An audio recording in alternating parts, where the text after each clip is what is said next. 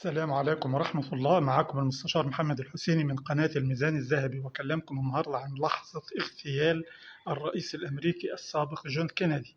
التاريخ لا ينسى جاكلين كينيدي وهي تحاول القفز من السيارة عقب اغتيال زوجها برصاصة أصابت رأسه مباشرة عام 1963.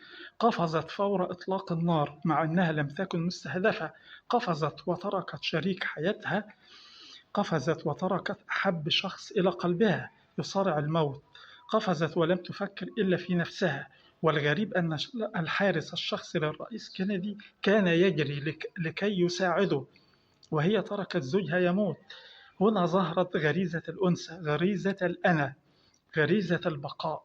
مهما بلغت الأنثى من مراتب الحب فلن تصل لمرحلة التضحية بالنفس. فقيس مات من أجل ليلى، وعنتر مات من أجل عبلة، وروميو مات من أجل جولييت، وجاك مات من أجل روز.